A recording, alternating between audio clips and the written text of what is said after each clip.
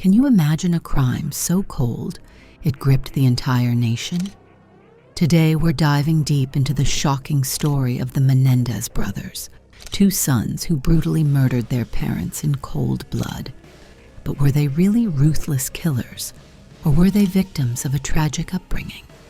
In the next few minutes, we'll explore the dark motives behind their actions, the lies that were told, and the explosive courtroom drama that captured America's attention. If you've ever questioned their guilt, you'll want to stay until the end. One shocking revelation might just change everything you thought you knew about this case. Lyle and Erik Menendez were born into a life of luxury, raised in the glamorous city of Beverly Hills. They had everything: money, a mansion, and opportunities that most could only dream of. Their father, José Menendez, was a successful entertainment executive, while their mother, Kitty, was a homemaker who seemed to live the perfect life. From the outside, the Menendez family appeared flawless, but behind closed doors, dark secrets brewed that would eventually lead to tragedy. On the night of August 20th, 1989, Lyle and Erik Menendez committed a crime that would shock the world. Using shotguns, they brutally murdered their parents in the family's Beverly Hills mansion. José was shot in the head while sitting on the couch, and Kitty was shot multiple times as she tried to flee. The scene was horrific, with both bodies left unrecognizable from the gunfire. But here's the first twist. After the murders, Lyle and Erik didn't run.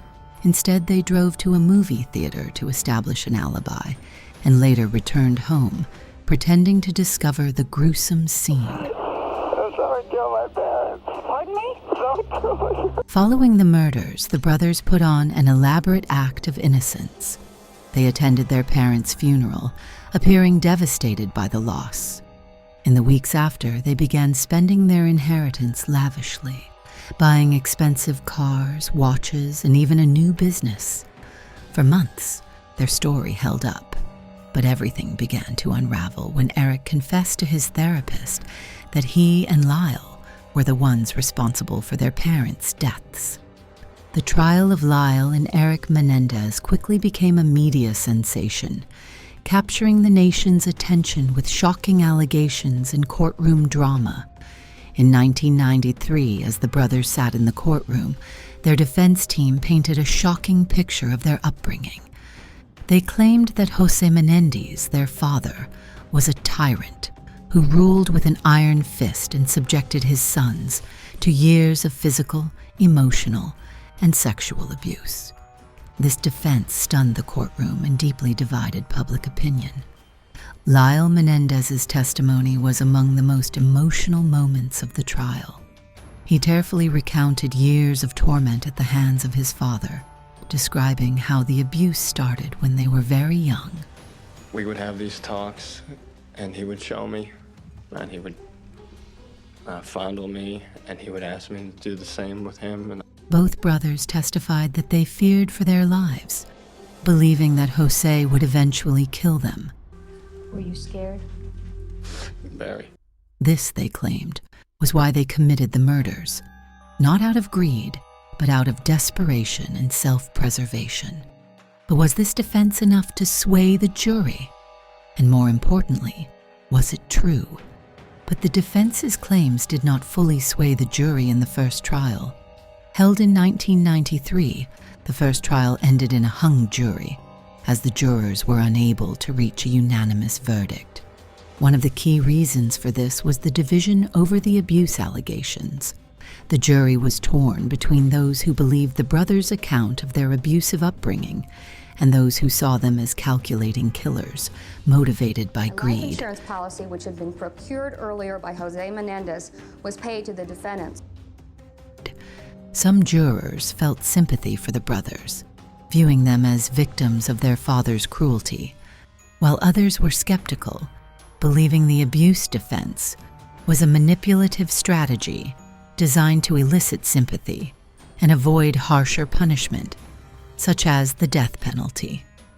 This division reflected the larger public debate with media coverage sensationalizing the trial and further polarizing opinions.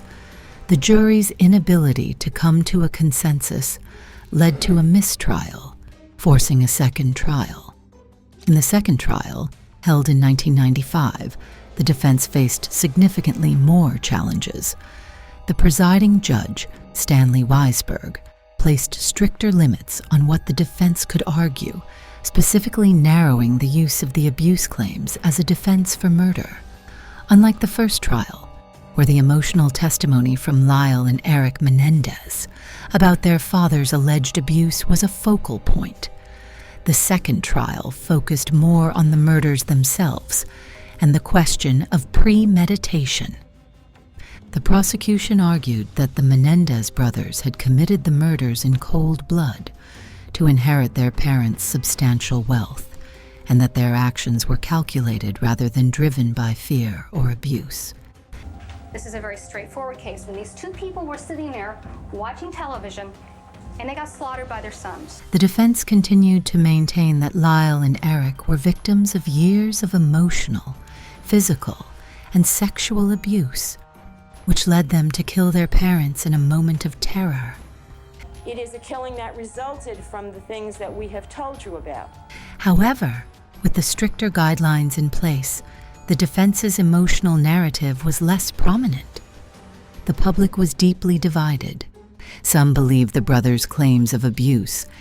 When you have a doubt, that's where the law comes in and says you need to give them that benefit of the doubt. And saw them as victims of a cruel upbringing. Others, however, saw them as cold-blooded killers who murdered for money. In a word, disgusting. How do you know they were sexually abused? Have you ever?